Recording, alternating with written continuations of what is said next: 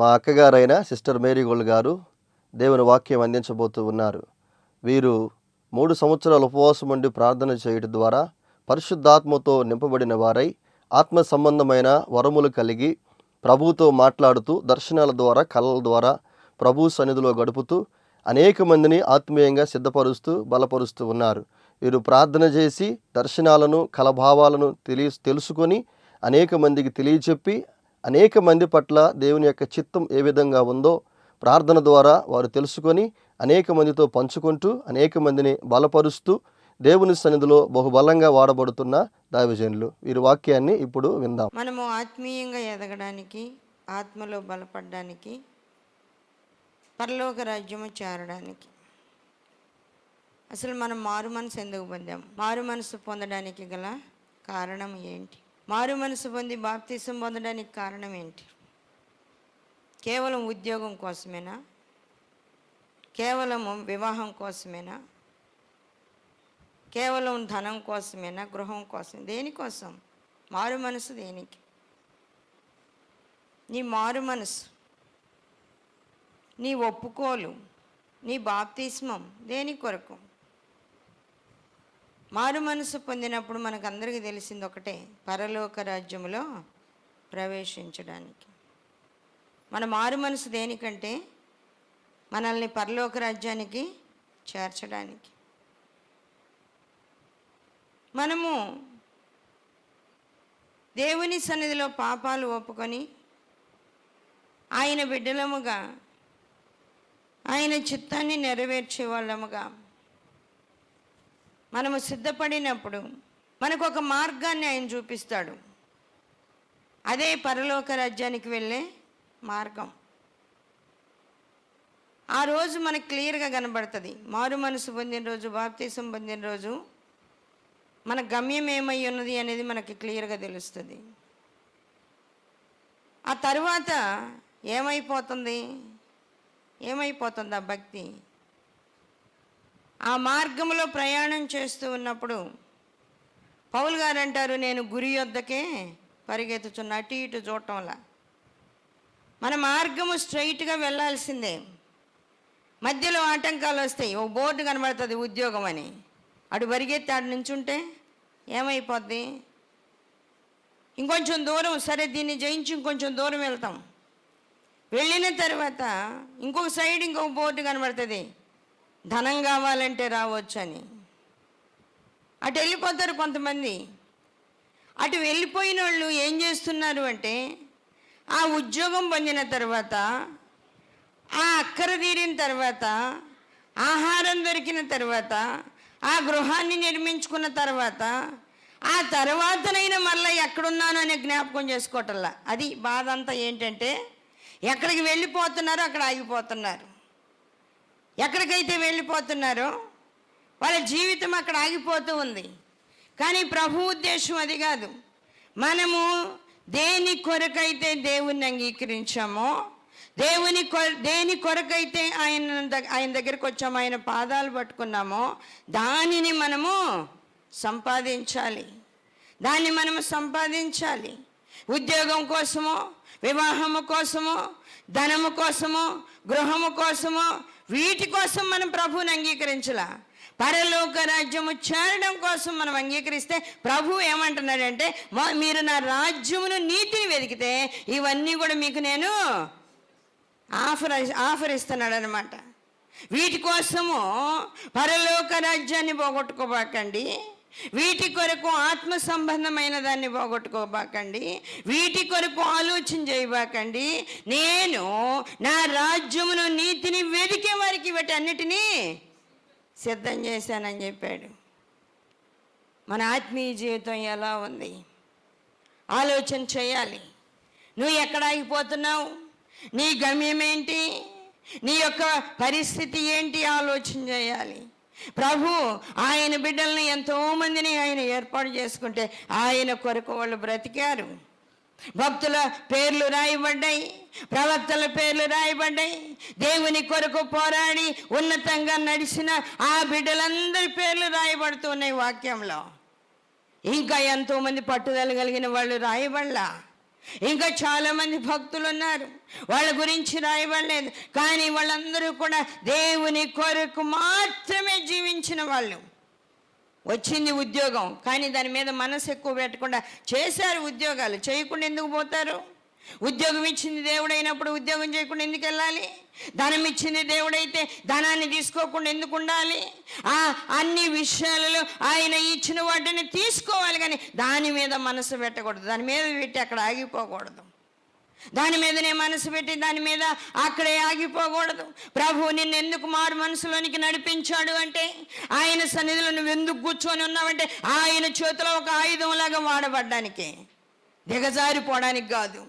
నిన్ను తీసుకొచ్చి నిన్ను ఆయన అన్ని విధాలుగా ట్రైనింగ్ ఇచ్చి నీకు చదువు చెప్పి, ఆత్మ సంబంధమైన చదువు చెప్పి, ఆత్మ సంబంధంగా నిలబెట్టి, ఆత్మ సంబంధమైన మేలుకోలు నేర్పించి, ఇదిగో నా బిడ్డ నా కోసం నిలబడుతుంది అని చెప్పి తీసుకొచ్చి నిలబెట్టగానే కాళ్ళంతా గడగడ వణికి కుంగిపోయి పడిపోతే నువ్వు దేనికి పనికి వస్తావు? ఇంకొకసారి ఆయన నిన్ను పెట్టుకోవడానికి ఇష్టపడతాడా? ఇంకొకసారి ఆయన నిన్ను తీసుకొచ్చి నిలబెట్టగలడా? ఆయన నిన్ను పరీక్షించినప్పుడు ఆ పరీక్షలో నువ్వు నిలబడాలి. ఆ పరీక్షలో నిలబడడం అంటే ఏంటి అంటే, ఏ శోధన వచ్చినా, ఏ బాధ వచ్చినా, ఏ కష్టం వచ్చినా, ఏ అవమానం వచ్చినా కానీ దానికోసం నువ్వు నిలబడగలగడం. అది ఏదొచ్చినా దానికోసం నిలబడగలగడం. ఆత్మ సంబంధమైన ఆలోచన కలిగి ఉండడం అంటే, ఆత్మ సంబంధమైన గ్రహింపు కలిగి ఉండడం అంటే అలాంటి అనుభవములను కొనసాగడమే. ప్రభువు నిన్ను నిలబెట్టుకుంటున్నాడు. ఆయన చేతిలో ఒక ఆయుధములాగా నువ్వు వాడబడాలనేది ఆయన ఉద్దేశం. అందరూ దిగజారిపోతూ ఉంటే ఆయన నిన్ను ఎలా వినియోగించుకుంటాడు? వాక్య భాగాల్లో మనం చూస్తూ ఉంటే అబ్రహాము ఎన్ని శోధనలు వచ్చినా దేవుని విడిచిపెట్టలా. ఎన్ని శోధనలు వచ్చినాయో, ఎన్ని బాధలు వచ్చినాయో. వీటన్నిటికీ మూల కారణం ఏంటి అంటే నిర్లక్ష్యము. ఫస్ట్ మనం నేర్చుకోవాల్సింది నిర్లక్ష్యము అనేది ఉంటే ఆత్మ సంబంధంగా మనము ముందుకు కొనసాగలేం. నిర్లక్ష్యం, మనిషి జీవితంలో నిర్లక్ష్యం అనేది ఉండకూడదు. అలాంటి నిర్లక్ష్యముతో ఏ పని చేసినా అది సరైన రీతిలో ఉంటుంది. ప్రభువు నీతో మాట్లాడుతూ ఉన్నాడు, ఆ వాక్యము నీకు వినబడుతూ ఉంది. ఆత్మ సంబంధమైన ఆయన స్వరము ఆత్మ సంబంధంగా నీ మనసుకు, నీ హృదయానికి వినబడుతూ ఉన్నప్పుడు నీలో నిర్లక్ష్యం ఉందనుకోండి, ఏదో ఎన్నట్టుగా వింటావు, గట్టిగా పట్టుకోలేవు, హృదయంలో ఆ మాటని గట్టిగా తీసుకోలేవు. సొలొమోను అలా తీసుకోకనే అంతమంది స్త్రీల ద్వారా ఆయన మలచబడుతూ ఉన్నప్పుడు ఆయన అంటున్నాడు, ప్రభు నాతో చెప్పిన మాట నేను మర్చిపోయాను, అందుకే నేను ఎట్ట అయిపోయాను అన్నాడు. ఆయన ప్రభు నాతో చెప్పిన మాట నేను మర్చిపోయాను. ఆయన నాతో మాట్లాడుతూ ఏమన్నాడంటే, నీ హృదయము పట్టుదలతో నా మాటలు పట్టుకొననేమో, నీవు నా ఆజ్ఞలను గైకొని నీళ్ళ నువ్వు బ్రతుకుతావన్నాడు. నేనే పట్టుకోవాలా? పట్టుదలతో పట్టుకొని ఉంటే నేను బాగుండేవాడిని. దావీదుకున్న పట్టుదల సొలొమోనుకు లేదు. దావీదుకున్న ప్రార్థనా అనుభవం సొలొమోనుకు లేదు. ఎందుకు దిగజారిపోతున్నాడు అంటే నిర్లక్ష్యము అనే స్వభావము సొలొమోనులో ఉంది. దేవుని సన్నిధి భయం లేని స్థితి, దేవుని సన్నిధి నిర్లక్ష్యము, దేవుని సన్నిధి ఆసక్తి పట్టుదల లేని స్థితి. అందుకే దిగజారిపోతూ ఉన్నారు. ఆ తరువాత ఇంకొక రెండవ అంశం ఏంటంటే మతిమరుపు. దేవుడు మాట్లాడిన ప్రతి విషయం మర్చిపోవడమే, వాగ్దానం చేసింది మర్చిపోవడమే, మారు మనసు పొందిన సంగతి మర్చిపోవడమే. ఏదైనా గొడవ వచ్చినప్పుడు, శోధన వచ్చినప్పుడు నీ యొక్క ఆత్మీయ జీవితం ఆడ బయటపడుతుంది అన్నమాట. అక్కడ బయటపడుతుంది. ఏదైనా గొడవ వచ్చిందనుకో, నీ నోరు ఎలా ఉందో అక్కడ చూడొచ్చు మనం, నీ స్వభావం ఎలా ఉందో అక్కడ చూడొచ్చు, నీ ఆలోచన విధానం ఎలా ఉందో అక్కడ చూడొచ్చు, నీ బ్రతుకుని అక్కడ పరిశీలన చేయొచ్చు. ఎలాంటి స్థితిలో ఉన్నామో అక్కడ తేలిపోతాయి. ఆత్మ సంబంధమైన ఆలోచన కలిగిన వారైతే ఏ పరిస్థితుల్లోనైనా దేవుని సన్నిధి అంటే భయం కలిగి, ఆలోచన కలిగి, వణుకు కలిగి ఆయనకు మాత్రమే లోబడి ఉంటారు. నువ్వు కొన్నిసార్లు తగు వచ్చినప్పుడు నేను మారు మనసు పొందానే అన్న సంగతి మర్చిపోయి పెద్దగా తిడతారు చెడ్డ మాటలు. ఏమైపోతుంది? మతిమరుపు. వాగ్దానం చేసిన సంగతి మర్చిపోతావు, ఆయన నీతో మాట్లాడిన సంగతి మర్చిపోతావు, ఆయన నిన్ను వినియోగించుకుంటానని చెప్పిన సంగతి మర్చిపోతావు, నువ్వు అన్నీ మర్చిపోతావు. దేవుని సన్నిధిలో మనము జ్ఞాపకం చేసుకోవాలి. అన్ని జ్ఞాపకములో ఉండాలి, అన్ని జ్ఞాపకంలో ఉండాలి. మనకి ఆత్మ సంబంధమైన జ్ఞాపక శక్తి మనకి కావాలి. ప్రభువు చెప్పిన ప్రతి మాట మనము జ్ఞాపకంలో ఉంచుకోవాలి. అలా జ్ఞాపకం ఉంచుకోలేకపోతున్నారనే నూతన నిబంధన ఆయన మనకి ఇచ్చి అంటున్నాడు, నన్ను జ్ఞాపకం చేసుకుంటే దీనిని చేయండి. జ్ఞాపకం చేసుకోవడానికి చేయండి. ఎన్నిసార్లు చెప్పాలి నాయన, నన్ను జ్ఞాపకం చేసుకోండి, జ్ఞాపకం చేసుకోండి. నిజంగా నీ జ్ఞాపకం ఉంటే ఆయన ఎన్నిసార్లు చెప్పాల్సిన అవసరము ఉండదు. నిజంగా ఆయన నీ జ్ఞాపకంలో ఉంటే ఆయన చెప్పడు, ఆయన చెప్పాల్సిన అవసరం లేదు. ప్రతి విషయంలో నిన్ను నువ్వు పరీక్షించుకోవాలి. ఎలా ఉంటున్నావో నిన్ను నువ్వు గమనించుకోవాలి. ఆత్మ సంబంధమైన అన్నిటిని తీసుకొచ్చి ఆయన నీకు నేర్పించి నిన్ను బలపరిచి ప్రతి మనిషి అనుకోవచ్చు, దేవుడు నన్ను ఏర్పాటు చేసుకోలేదులే, దేవుడు నన్ను పట్టించుకోవడం లేదులే, దేవుడు నన్ను విడిచిపెట్టలే అని అనుకుంటారు. కానీ ప్రభు అంటున్నాడు, ప్రతి వ్యక్తిని యథార్థవంతులుగా నేను పుట్టించాను, వారు సరి అయిన స్థితిలో లేరు. అందరినీ యథార్థవంతులుగానే పుట్టించింది. ఆ తరువాత నీ జీవితాన్ని మలుచుకోవడం అనేది నువ్వు చేసుకున్న పని. అది నీ మార్గాన్ని చక్కగా ఉంచాలని ఆయన నిన్ను పుట్టించింది మంచి స్థితికి. కానీ నువ్వు తర్వాత ఏమైపోయావు, నీ అంతట నీవే నీ మార్గాల్ని అటు చెరిపేసుకున్నావు అన్నమాట. నీ అంతట నీవే చెరిపేసుకున్నావు, ఆయన చెరిపేలా. నీ అంతట నీవే ఆ మార్గాన్ని చెరిపేసుకున్నావు. ప్రతి మనిషిని ఆయన చేతిలో ఒక ఆయుధంగా ఉంచుకోవాలనేది ఆయన ఇష్టం, ఆయన ఉద్దేశం. ప్రతి మనిషిని ఆయన చేతిలో ఉంచుకోవాలనేది. అందుకే యవ్వన కాలంలో పుట్టిన వాళ్ళని గురించి అంటాడు, యవ్వన కాలంలో మారు మనసు పొందిన వాళ్ళ గురించి, యవ్వన కాలమందు పుట్టిన కుమారులు బలవంతుని చేతిలో బాణముల వంటి వారు. ఆయన బలవంతుడు, ఆయన చేతులు నువ్వు బాణం అవ్వాలి. అయ్యావా? బాణాన్ని లాగి వదులుదామనగానే వంగిపోయి అక్కడే పడిపోయిందంట. ఇంకేం చేస్తాడు ఆయన చెప్పండి?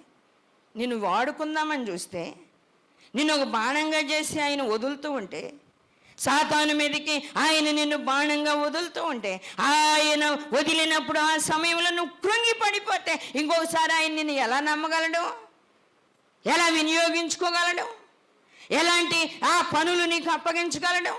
నేను యథార్థవంతురాలుగా ఆయన జన్మింపు చేశాడు. కానీ నీవు నీ అంతటా నువ్వే నీ జీవితాన్ని పాడు చేసుకున్నావు.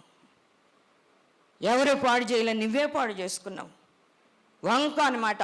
ఇదిగో నా అమ్మ నన్ను పాడు చేసింది, మా నాన్న నన్ను పాడు చేశాడు, మా అక్క నన్ను పాడు చేసింది, మా చెల్లి నన్ను పాడు చేసింది, మా కుటుంబస్తులు పాడు చేశారు, బంధువులు పాడు చేశారు, లేకపోతే నేను పాడవుతానా, స్నేహితులు పాడు చేశారు, అందుకే నేను పాడైపోయా. ఏంటిది? నీ అంతటి నువ్వే పాడైపోయింది. ఈరోజు నుంచి ఇంకా నిందలేయకూడదు అసలు ఎవరి మీద. నీ జీవితం ఇలా అవడానికి కారణం నువ్వే. నీ ఆత్మీయ జీవితం పాడైపోవడానికి కారణం నువ్వే. ఆయన ఆత్మ సంబంధంగా నిన్ను నిలబెడుతూ ఉంటే ప్రతి విషయంలో నిన్ను పరీక్షిస్తా ఉన్నాడు. నీకు ఆయన నువ్వు మారు మనసు పొందినప్పుడు ఇదిగో పరలోక రాజ్యం ఇలా ఉంటుంది, పరలోక రాజ్యంలో ప్రవేశించాలంటే ఇవి ఉంటాయి, మధ్యలో ఇన్ని ఆటంకాలు వస్తాయి. వీటన్నిటినీ చూసి వాటి మీద నీవు విపరీతంగా మనసు పెట్టుకున్నాడు తిరిగిపోవద్దు. వాటిని తీసుకొని ఆత్మ సంబంధమైన ఆలోచనలో నుంచి ప్రక్కకు వెళ్ళకుండా జాగ్రత్తగా ఉండని ఆ రోజే చెప్పాడు నీకు. కానీ నువ్వు లేవు. ఆ రోజు ఆయన చెప్తే ఆ విధంగా నువ్వు లేవు, ఆ విధమైన ఆలోచనలో స్థిరంగా నువ్వు లేవు. అందువలనే ఆత్మలో బలహీనమైపోతున్నావు. నిర్లక్ష్యం వచ్చేసింది, నీ నిర్లక్ష్యం ఉంది. పౌలు గారు అంటున్నాడు, సులువుగా చిక్కులు పెట్టి పాపమును విడిచిపెట్టి, సులువుగా చిక్కులు పెట్టే పాపములో ఇదొకటి మెయిన్, చాలా ముఖ్యమైనది ఇదే. సులువుగా చిక్కులు పెడతారు, సులువుగా నిర్లక్ష్యం. కయ్యూను హేబేలు ఇద్దరు అర్పణలు తీసుకొచ్చారు. హేబేలు కయ్యూను ఇద్దరు అర్పణలు తీసుకొని వచ్చినప్పుడు కయ్యూనులో ఉన్నది ఏంటంటే నిర్లక్ష్యం. ఏంటి? ఆయన ఏమైనా తింటాడా? మనం ధాన్యం తీసుకెళ్ళి మండిచ్చి మంటలో పోస్తే అవి కాలిపోవడం తప్ప ఆయన ఏమైనా తింటాడా? ఎందుకులే ఆయనకి పెట్టేది, ఎందుకు ఆయనకి పెట్టేది? చాలామంది దేవుని నిమిత్తం చేయాలంటే ఇలాంటి ఆలోచన చేస్తారు.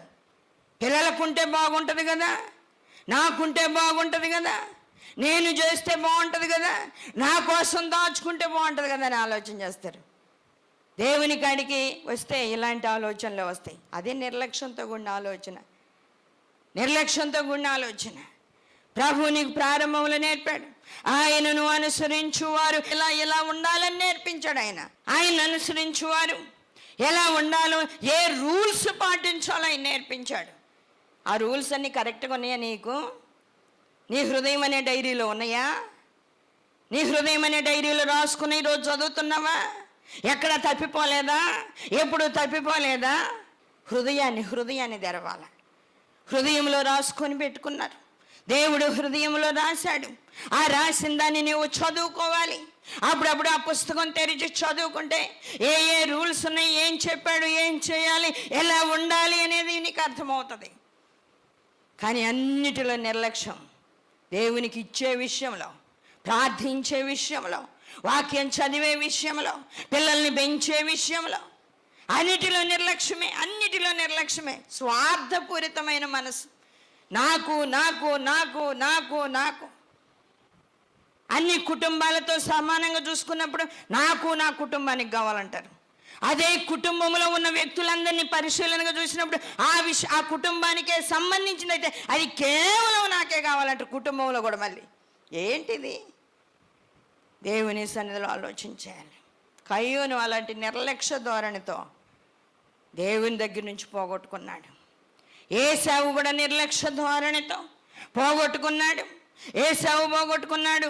అలాగే చాలామంది నిర్లక్ష్యంతో సౌలు కూడా ఏమవుతుందిలే, మనుషులనైతే అందరినీ హతమార్చమన్నాడు, కానీ జంతువులు ఏం చేసినాయో చేయలేదు ఆయనకి తెలుసు. నీకెందుకు? అసలు అవసరం లేదు కదా. ఆయన చెప్పిన మాట ఏంటానికి మన బుద్ధిని, మన జ్ఞానాన్ని, మన ఆలోచనని పని చేయనీయకూడదు. వాటిని అసలు ప్రక్కగా నెట్టేసేయాలి. ఆయన మాట మాత్రమే మనకు ఉండాలి. ఆయన మాట మాత్రమే మనం వినాలి. సౌలు అలాగే నిర్లక్ష్యంగా పోగొట్టుకున్నాడు. చాలామంది అలాగే నిర్లక్ష్యంతో పోగొట్టుకున్నారు. ప్రభు అంటున్నాడు ఆయన ఎలా జీవించాలో, ఏ విధంగా ఉండాలో, ఏ నియమాలు పాటించాలో, ఏ విధంగా దేవుణ్ణి స్తుతించాలో, ఏ విధంగా ఘనపరచాలో అన్నిటినీ ఆయన నేర్పించాడు. భక్తులందరూ వాటిని అనుసరించి నడిచారు. అలా నడవనే వాళ్ళందరూ కూడా మతి మరుపుకు లోనైపోయారు. ప్రభు నిన్ను దర్శించినప్పుడు, నీకు మారు మనసునిచ్చినప్పుడు, నువ్వు బాప్తిసం పొందినప్పుడు కొన్ని వాగ్దానాలు, కొన్ని దర్శనాలు, కొన్ని కళలు నీకు వచ్చినాయి. అవి ఆ రోజుతో అయిపోయినాయి. ఇప్పుడు దాకా నెరవేర్పు దాకా ఉన్నాయా? నెరవేరినయా? నెరవేరడానికి నువ్వు కొన్ని నియమాల్లో నుంచి నడవాలా. అవి నెరవేరడానికి కొన్ని నియమ నిబంధనల్లో నడవాలి. అలా నడవలేకపోతే వాటన్నిటిని నువ్వు సంపాదించలేవు. భక్తులందరినీ, ప్రవక్తలందరినీ ఆయన అలా నిలబెడితే వాళ్ళు అలా నిలబడిపోయారు. వాళ్ళు దేవుని సన్నిధిలో ఆలోచించాలి. యెషయా అలాగే నిలబడిపోయాడు. యెహెజ్కేలు అలానే నిలబడిపోయాడు. ఇర్మియా అలానే నిలబడిపోయాడు. జకరియా కానీ, దానియేలు కానీ, చిన్న ప్రవక్తలు కానీ, పెద్ద ప్రవక్తలు కానీ, అందరూ ప్రవక్తలు నిలబడిపోయారు. అలాగే యెహెజ్కేలుతో ప్రభు అంటున్నాడు, ఇదిగో నీ భార్య చచ్చిపోద్ది. అంటే ఒక ఎగ్జామ్లో పాస్ అయినాక ఇంకొక ఎగ్జామ్ పెడతాడు ప్రభు, అప్పుడు దాకా చదవాలి. అందుకే పరలోక ప్రతిబింబం భూలోకం. పిల్లలకి చదువు ఎలా? చిన్న క్లాసుల నుంచి ఎల్కేజీ, యూకేజీ, 1వ తరగతి, ఫస్ట్ క్లాస్ నుంచి 10th దాకా, ఇంటర్ దాకా, డిగ్రీ దాకా, ఆ తర్వాత ఆ ఉద్యోగానికి సంబంధించిన కోర్సుల్లాగా, ఫారిన్ వెళ్ళాల్సిన కోర్సుల్లాగానే ఆత్మ సంబంధమైన కోర్సులు ఉన్నాయి. ఈ లోకంలో నువ్వు చదువురాని దానివి అయితే అవ్వచ్చు, కానీ ఆత్మ సంబంధంగా ఈ ఎగ్జామ్లో, ఈ చదువులో ఖచ్చితంగా నువ్వు నిలబడి తీరాల్సిందే. చాలామంది అంటారు బైబిల్ ఇలా ఈ వాక్యాలు ఉన్నాయి కదా అంటే నాకు చదువు రాదు కదమ్మా అంటారు. చదువు రాకపోతే వింటాంలా చెప్పండి? ఎందుకంటే వంక అది. నాకు తెలియదు కదా, నాకు అర్థం కాదు కదా, నాకు జ్ఞానం లేదు కదా అంటే ప్రభు ఊరుకుంటున్నాడా? జ్ఞానం ఇచ్చిల్లా, జ్ఞాపక శక్తిని ఇచ్చిల్లా ఆయన. ఆ జ్ఞాపక శక్తి వేరే దానికోసం వాడుకునేళ్ళకి ఇక్కడ డల్ అయిపోతున్నావు. అది నీకు అర్థం కావటల్లా. ఆ జ్ఞాపక శక్తిని, ఆ జ్ఞానాన్ని వేరొక దానికి వినియోగించినప్పుడు నువ్వు ఆత్మలో బలహీనమైపోతూ ఉన్నావు, దిగజారిపోతూ ఉన్నావు. ప్రభు నిన్ను ఎప్పుడైతే పరలోక రాజ్యము చేరాలి అని చెప్పాడో దాని మీద నుంచి నువ్వు చచ్చేదాకా నీ మనసును ప్రక్కకి తెప్పకూడదు. పరలోక రాజ్యం చేరాలనేది మాత్రమే నీలో ఉండాలి. మిగిలిన విషయాలన్నీ ఆయన చూసుకుంటాడు, ఖచ్చితంగా చేస్తాడు ఆయన. నేనేదో భయంకరమైన దిక్కులేని దానిలాగా గంజి తాగుతూ నీ అన్నం కూడా లేని స్థితిలో నేను ఉంచడు. ఉన్నతంగానే ఉంచుతాడు ఆయన, ఉన్నతంగానే కాపాడుతాడు ఆయన, ఉన్నతంగానే కృప చూపుతాడు. భక్తులైన వాళ్ళందరినీ అలా వినియోగించుకున్నాడు. ఒక ఎగ్జామ్లో పాస్ అయ్యాడు యెహెజ్కేలు, ఇంకొక ఎగ్జామ్ పెట్టాడు, ఇంకో కోర్స్ కంప్లీట్ చేశాడు, దానిలో పాస్ అయ్యాడు, 10th పాస్ అయ్యాడు, ఇంటర్లో పాస్ అయ్యాడు, ఆత్మ సంబంధమైన చదువుల్లో. ఫైనల్గా ఆయన అంటున్నాడు, ఇదిగో నీ భార్య చచ్చిపోయింది, నువ్వు ఏడవద్దు, నిశ్శబ్దంగా నిట్టూర్పు విడు, ఏడవబాక, అంగలార్చమాక, నిశ్శబ్దంగా నిట్టూర్పు విడు. నరపుత్రుడా నేను నీతో మాట్లాడాలి, నువ్వు చక్కగా నిలబడు అంటే వినలా. ఇశ్రాయేలీలు వినలా. ఇశ్రాయేలీలకు ఒక లెసన్ చెప్పడానికి యెహెజ్కేలు నిలబెట్టాడు. యెహెజ్కేలు అనొచ్చు, భార్య లేకుండా ఎలా అయ్యా, నాకు అన్నం ఎవరు వండి పెడతారయ్యా, నాకు రొట్టెలు ఎవరు చేసి పెడతారయ్యా, నేను భోజనం ఎలా చేయాలి, నా బట్టలు నేను ఎలా ఉతుక్కోవాలి, నేను ఈ పనులన్నీ ఎలా చేయాలి, భార్య లేకపోతే ఎలా ప్రభు అని యెహెజ్కేలు అడగలా. ఇదిగో యెహెజ్కేలు ఈ ఎగ్జామ్లో నువ్వు పాస్ అవ్వాలంతే, పాస్ అయిపోయాడు. నిశ్శబ్దంగా నిట్టూర్పు విడిచాడు. ఇశ్రాయేలీలు వచ్చి అడిగితే ఏంది నీ భార్య చచ్చిపోతే ఏడవ ఏంటంటే అప్పుడు చెబుతున్నాడు స్టోరీ. మీరు దేవుని మాట వినక భయంకర పరిస్థితుల్లో ఉన్నారు, ఇలా ఉన్నారు, భయంకర పరిస్థితుల్లో ఉన్నారు. అందువలన దేవుడు మిమ్మల్ని ఈ విధంగా ఈ శోధనకు అప్పచెప్పబోతున్నాడు. యుద్ధం వచ్చిందంటే ఎలా ఉంటుంది తెలుసా? భార్యలు ఉండరు, పిల్లలు ఉండరు, భర్తలు ఉండరు, ఎవరు ఉండరు, అందరినీ పట్టకపోతారు. అష్షూరు దేశస్తులు వచ్చి పట్టకపోయారు. ఐగుప్తు దేశానికి వీళ్ళంతటి వీళ్ళే వెళ్ళి బానిసలు అయిపోయారు. కానీ ఆ తర్వాత యుద్ధాలు వచ్చినప్పుడు వాళ్ళు బానిసలుగా పట్టకపోయారు. ఎవరిని పట్టకపోయారు, ఎవరిని వదిలేశారు అనేది లేదు. రాజునైనా కూడా పట్టుకొని పోయారు, రాజును కూడా పట్టకపోయారు. కళ్ళు తీసేసి తిరగలి విసిరేవాన్ని చేసి కాళ్ళ కింద కూర్చోబెట్టుకున్నారు. భయంకర పరిస్థితులు వచ్చేసినాయి. ఇలా ఉన్నారు మీరు, నిశ్శబ్దంగా నిట్టూర్పు విడవడం తప్ప ఇంకేం లేదన్నాడు. ఇర్మియాని అలానే చెప్తున్నాడు. యెహెజ్కేలు యెషయా అలానే నిలబడ్డాడు. ఏం చేయమంటే అది దేవుని నిమిత్తం నిలబడినప్పుడు, దేవుని కొరకే బ్రతకాలన్నప్పుడు, ఆయన పెట్టే పరీక్షలు, ఆయన పెట్టే ఎగ్జామ్స్, ఆయన ఇచ్చిన చదువు ఎలాంటిదంటే శ్రమలు, శోధనలు, బాధలు, కష్టాలు, అవమానాలు అవే. వాటిలో పాస్ అవ్వాలి. అవమానం వస్తే ఆ అవమానం భరించి పాస్ అవ్వాలి. శోధన వస్తే ఆ శోధన భరించి పాస్ అవ్వాలి. ఎవరికి అర్థం కాని జబ్బు వస్తే ఆ జబ్బుని భరించి పాస్ అవ్వాలి. ప్రతి శోధనని భరించి పాస్ అవ్వాలి. దేవుని రాజ్యంలో చేరాలంటే ఈ ఎగ్జామ్స్లో పాస్ అవ్వకుండా సాధ్యం కాదు. అసలు ఆయన వెలుగు ఎలాంటిది, ఆయన తేజస్సు ఎంత ఉన్నతమైంది.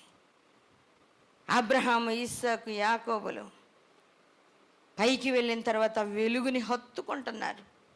ఆయన విడిచి ఉండలేని పరిస్థితి వచ్చేసింది. అలాంటి ఉన్నతమైన ప్రభువుని కలుసుకోవడానికి ఆత్మ సంబంధమైన ఆలోచన గ్రహింపు కావాలి, ఆత్మ సంబంధమైన గ్రహింపు కావాలి.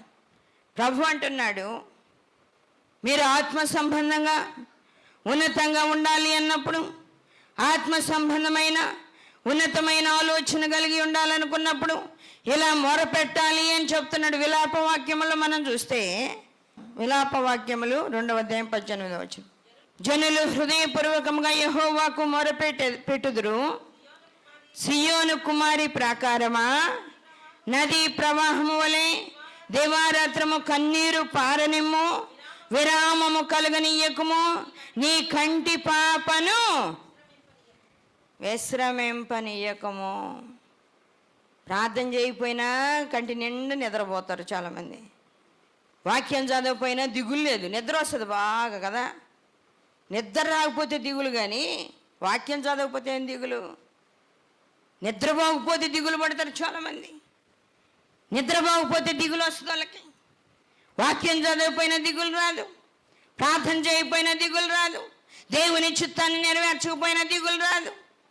ఆసక్తిగా దేవుని సన్నిధిలో ఉన్నతంగా అన్ని విషయాల గురించి ఆలోచించకపోయినా దిగులు రాదు, కానీ నిద్ర లేకపోతే దిగులు పడుతుంది. ప్రభు అంటున్నాడు, ఆయన అంటున్నాడు, నీ కంటి పాపను విశ్రమింపనీయకము. ఇప్పుడు నీ అనుభవం నీ బతుకులో ఉందా? నీ ఆత్మీయ జీవితంలో నీ బ్రతుకులో ఉందా? ప్రార్థన చేసుకుని చేయండి, అందరూ ప్రార్థన చేయండి.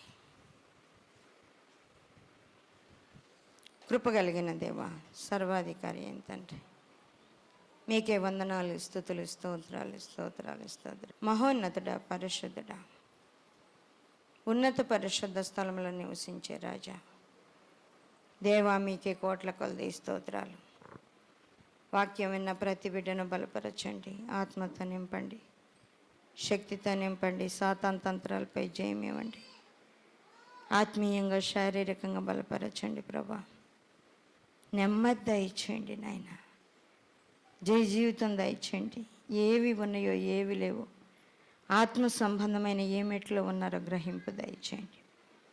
పరిపూర్ణ కృపనివ్వండి, ప్రార్థనలో పట్టుదల దయచేయండి, శోధనలన్నీ జయించగలిగిన శక్తినివ్వండి ప్రభువా. కృప కలిగిన తండ్రి, మీకే కోట్ల కొలది స్తోత్రాలు నాయన. ప్రతి మాట మీ బిడ్డలు జ్ఞాపకంలో ఉంచుకోవడానికి కృపనివ్వండి. ఎవరిలో నిర్లక్ష్యం లేకుండా చేయండి ప్రభా. ఆత్మీయ జీవితంలో బలహీనమైపోవడానికి మొదటగా నిర్లక్ష్యము అనేది అని చెప్పారు ప్రభా. అవును తండ్రి, ఆ నిర్లక్ష్య స్వభావం నుండి బిడ్డలను విడిపించి మీ కృపలో బలపరచమని నిలబెట్టమని అడుగుతున్నాం. అనారోగ్యంతో ఉన్న బిడ్డలను ముట్టండి, స్వస్థత నెమ్మది దయచేయండి. దురాత్మల చేత పీడించబడుతున్న వారికి విడుదల దయచేయండి. నెమ్మది లేని వారికి నెమ్మదినివ్వండి నాయన. ఆర్థికంగా నలిగిపోతున్న వారికి విడుదల దయచేయండి. మరి ముఖ్యంగా ప్రభు, మీ రాజ్య వారసులగినట్లుగా అన్ని విషయాల్లో జయ జీవితం కలిగి మీ చేతిలో ఒక ఆయుధముగా సాతాన్ని ఎదిరించి జయించగలిగిన బిడ్డలుగా నిలబెట్టమని మీకు అప్పగించుకుంటూ యేసయ్య అతి పరిశుద్ధ నామములో అడుగుచున్నాము తండ్రి, ఆమేన్. మరిన్ని వివరముల కొరకు మమ్మలను సంప్రదించవలసిన చిరునామా Marigold Foundation, Holy Spirit Church, Vishwanathapuram, Podili, Prakasam జిల్లా, పిన్ కోడ్ 523240. మా ఫోన్ నెంబర్స్ 8500084841. మరి ఒక ఫోన్ నెంబర్ 8500084841.